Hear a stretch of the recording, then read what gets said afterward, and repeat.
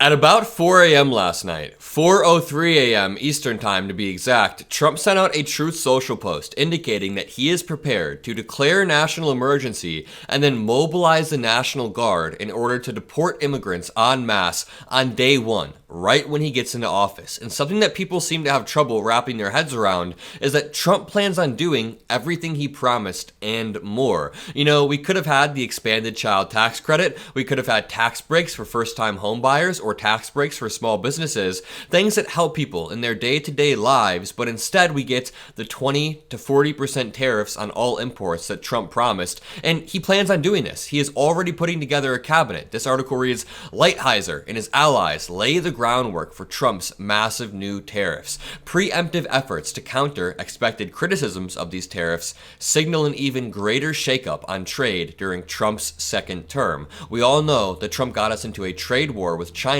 during his first term in about 2017, 2018, but what he plans to do during his second term takes it to a new level. But it's not even just the tariffs. It's not even just the mass deportations that I do want to talk to you guys about. It's also about voters all across the country beginning to realize they were conned. And it hasn't happened en masse yet, but we are getting articles like this. Trump's pro-Israel cabinet picks upset Muslims who voted for him. Some of the Muslims that were actually campaigning for Trump in places like Dearborn, Michigan, are now writing letters asking Biden to safeguard Palestine, safeguard rights for Muslim Americans. And it's like, you guys voted for Trump, and 2 weeks later, you're already backtracking, begging President Biden and Kamala Harris to do something. We'll break all of this down because we have a lot to break down. Trump takes office in about 56, 57 days. So we have this pro-democracy community. Make sure you drop a like, subscribe, and let's jump in with Trump's Truth Social post that he sent at 4:03 a.m. Eastern Time last night.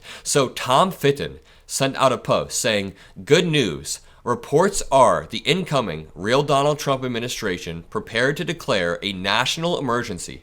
Again, prepare to declare a national emergency and will use military assets to reverse the Biden invasion through a mass deportation program. What an insane thing to be posting at 4 a.m. But again, when somebody tells you who they are, believe them. There's a lot I want to break down here, but let's just start with some simple facts. Donald Trump appointed Kristi Noem as the head of the Department of Homeland Security. Noem has zero experience in this sector. She actually lives on a border state on the opposite side of the country, so she's not quite equipped, but what she can be is a lightning rod for criticism while people like Stephen Miller and Tom Homan pull the strings in the background. They have more experience in this sector, they have more commitment to their radical and terrible apocalyptic ideas, so they can pull the strings while Kristi Noem is just the face for it. She's the face on TV, smiling and waving as Donald Trump wants in every single sector. He did the same thing with Pete Hegseth. Pete Hegseth is someone who's simply good at defending Donald Trump on TV rather than actually running an entire military complex. But the thing is, when Donald Trump says he wants to declare a national emergency and use military assets, this bypasses the normal legislative processes and basically removes all checks on his executive authority. This is something that Donald Trump has done time and time again, which is push outside the boundaries of what a normal president would be able to do. We know that he has presidential immunity, but even before he had presidential immunity, he shut down the entire government over his border wall at one point. I mean, he wants to stretch what a president can do every single step of the way, so declaring a national emergency, giving the president sweeping powers, only expands his executive authority even more, which is not good for the U.S. It's also not good to have immigrants deported without due process or without protections against unreasonable searches and seizures, just having people's houses searched. That's what I'm seeing here. What else is the military going to do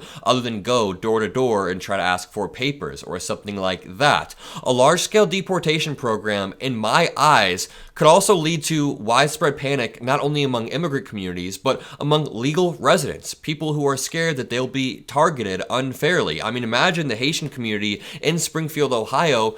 They were naturalized under the Trump administration. They have been integrated into the United States, and Donald Trump has said he wants to deport people who have been naturalized. Families could be torn apart, Children would be separated from families, and honestly, Tom Homan did that during the first term. He welcomes it. Mass deportations also would cripple multiple industries reliant on immigrant labor. Between the massive tariffs and between the amount of immigrants that work in agriculture or construction or even hospitality, I mean, our economy would tank under a second Trump term. And last but not least, it's just inhumane. It's inhumane and absolutely terrible to split families apart. And of course, that part almost doesn't even need to be said. The only reason I framed it from an economic point of view first is because that's what MAGA cares about. MAGA cares about the economy. Sometimes you have to frame things through an economic lens. So Tom Fitton broke this news about Trump's plans, and then Trump confirms it at 4 a.m. He says, true. He just says, true. The Trump admin is ready. And this brings me on to the next story. This is something that I like to talk about because I have many Muslim family members. I've told you guys a few times, my dad is Muslim. His entire side of the family, they are Muslim. I grew up embedded in a Muslim community. I am personally not religious, but I've had many interesting conversations over this election cycle with Muslim voters who are just disillusioned with our institutions, which I understand. So this article reads, Trump's pro-Israel cabinet picks upset Muslims who voted for him. And at this point, I don't feel bad. I just think if you voted for Donald Trump and then 2 weeks later, you then get the information about Trump's cabinet picks, I'm sorry, but the information was always at your fingertips. That's just your fault at this point. But during the campaign, Trump made several trips to cities like Dearborn, Michigan, with large Muslim and Arab populations. He called Muslims for Trump a beautiful movement and tried to just sweep under the rug the fact that he enacted a Muslim ban during the first week of his presidency in 2017. He claimed he wanted peace. He wanted to end the wars in the Middle East. But ending the wars in the Middle East is a slippery way of using political doublespeak that means you want to be super pro-Israel. And none of this is a commentary on the actual conflict itself. It's a commentary on Muslim voters not realizing Trump's position. So Trump's team includes people like Richard Grenell and Massad Boulos, who met with community leaders and assured them that Trump was different. He'd be a candidate to prioritize peace and diplomacy. And it worked. I mean, these promises swayed Muslim and Arab American voters, and they helped Trump win certain key states, key districts. There's footage of Trump talking to these Muslim leaders and meeting with them, but here's the thing. Just days after Trump's victory, I don't even think it's been 2 full weeks yet, Trump has revealed his true colors with his cabinet picks. He's chosen Marco Rubio, who's a staunch supporter of Israel, which is fine. Israel absolutely has a right to exist, but Muslims did not expect this. What did Muslim Americans think? He was going to point Rashida Tlaib to some key position? I mean, obviously he was going to pick crazy people like Mike Huckabee, and no matter what side of the situation you're on, Mike Huckabee is objectively very extreme. He thinks that the West Bank shouldn't exist, that Palestine shouldn't exist as a whole, and that is objectively just an extreme position. It's as extreme as saying that Israel shouldn't exist. Both of those things are crazy, but this is Trump's incoming U.S. ambassador to Israel, Mike Huckabee. My feelings personally, and I'm speaking only as a person, I think Israel would only be acting on the property it already owns. I think Israel has title deed to Judea and Samaria. There are certain words I refuse to use. There is no such thing as a West Bank. It's Judea and Samaria. There's no such thing as a settlement. They're communities, they're neighborhoods, they're cities. Okay, so this dude just doesn't think the West Bank exists. He thinks that it's owned by Israel, and the West Bank settlements are objectively something that should not be happening. Over here, we have Mehdi Hassan, one of the leading Muslim journalists, who quote tweeted this. He said, "Beyond parody," in the original tweet reads, "The Arab Americans who backed Trump in Dearborn, Michigan, sent him this letter today, addressed to the White House, urging him to fulfill his promises to the community and work on an immediate ceasefire in Gaza and Lebanon." Immediately, they sent this letter saying, "Dear President-elect Trump." And this letter gets so sad. It reads, "On behalf of Lebanese Americans within our Chamber of Commerce, we congratulate you on your historic return to the White House. Dearborn, Michigan, a city with the highest concentration of Arab American voters outside the Middle East, turned red this presidential election due to you. In response to your renowned letter addressed to Lebanese Americans dated October 26, and due to the escalation of Israeli attacks, we are urging your administration and transition team to apply your political influence in demanding an immediate ceasefire. Furthermore, our meetings with your team leading up to your historic win underscored the importance of our dialogue in matters pertaining to Lebanon."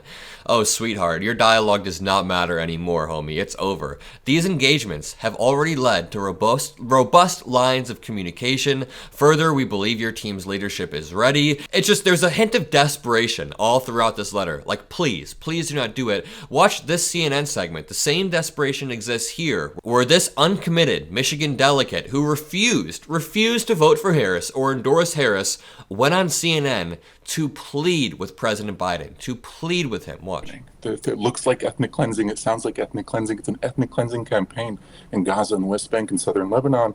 And Mike Huckabee was just named as the guy who's going to oversee the final stages of that campaign. And so our message right now is to President Biden, you've got to do something about this. President Biden, stand up for once to Netanyahu before Donald Trump successfully gets away with pinning this legacy of this ethnic cleansing campaign on you and you alone forevermore.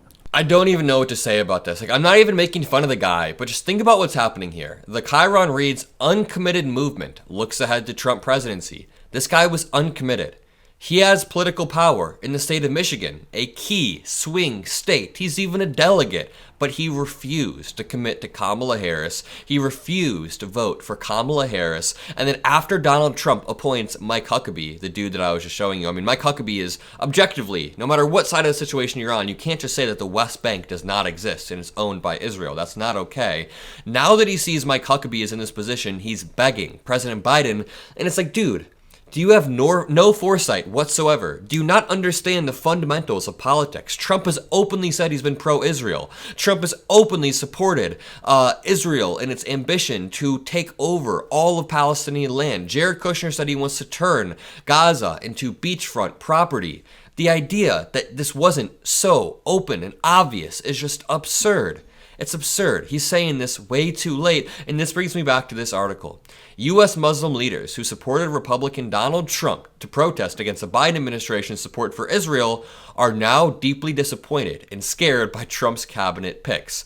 Quote, Trump won because of us, and we're not happy with his Secretary of State pick and others, said Rabiul Chowdhury, a Philadelphia investor who chaired the Abandon Harris campaign and co-founded Muslims for Trump.